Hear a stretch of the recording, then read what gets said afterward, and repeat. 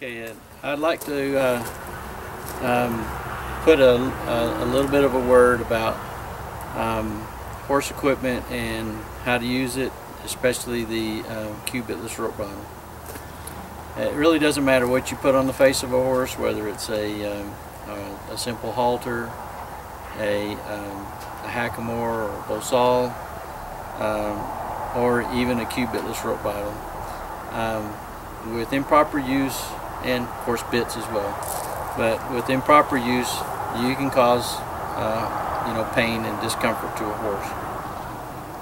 So I wanted to kind of explain a few little things so that you're kind of aware of the placement of the cubitless rope bottle and how to get it to work with your horse so that it'll be most comfortable for the horse, and the horse won't mind having it on its face, won't mind responding to the cues that you produce with it. So one of the first things is to get the proper placement. If you, in the anatomy of your horse, you have bone that comes down the front, and then about right at this spot you can see where this bone actually starts to narrow up right around in here. And then from that point where it narrows up, come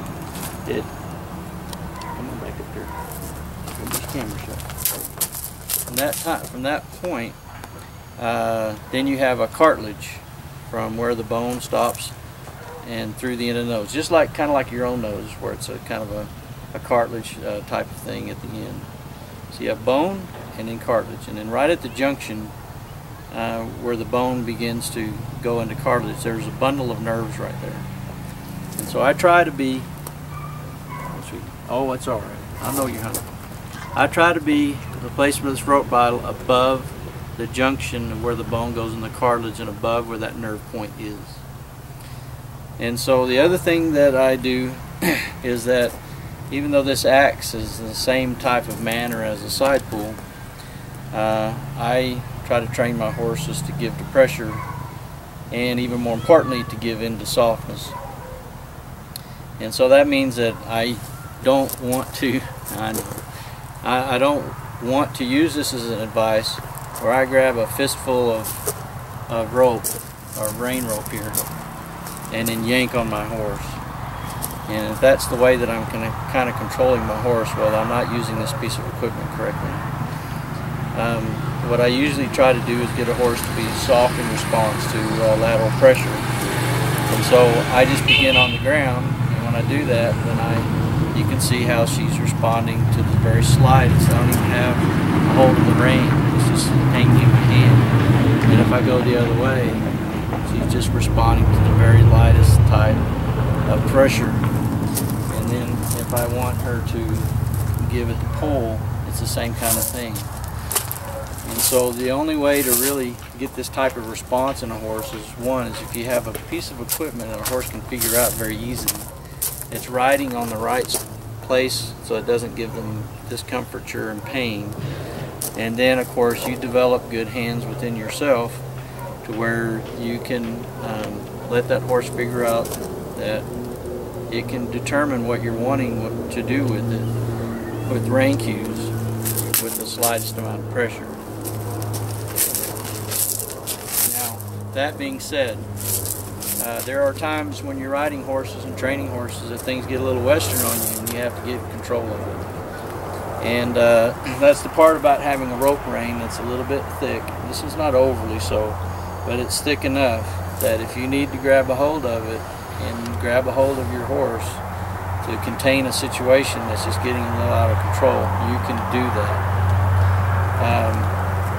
I've found, and it's one of the reasons why I switched from not riding into bits to just riding into rope halters, is that I found that in those moments where things get a little out of control, and if I need to get a hold of my horse,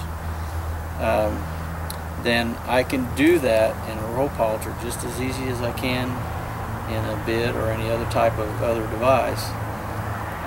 And I can get control of that horse and settle things down without as much collateral damage.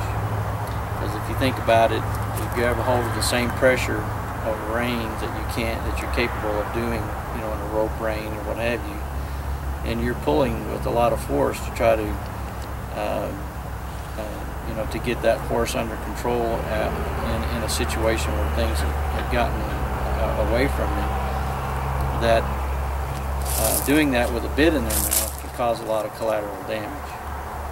So when I feel that I found that I can do the same types of maneuvers in this type of a riding bridle and get just as much control without the collateral damage.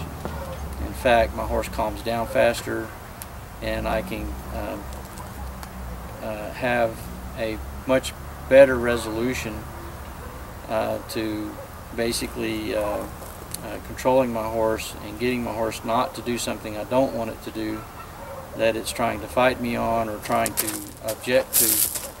And I try to stay out of those situations in the first place, but everybody knows who's on the horse that eventually you're going to get yourself into a jackpot. And when you do that, then you have to have something available to you that is going to contain the situation for the safety of yourself and for the safety of your horse, and you can do that.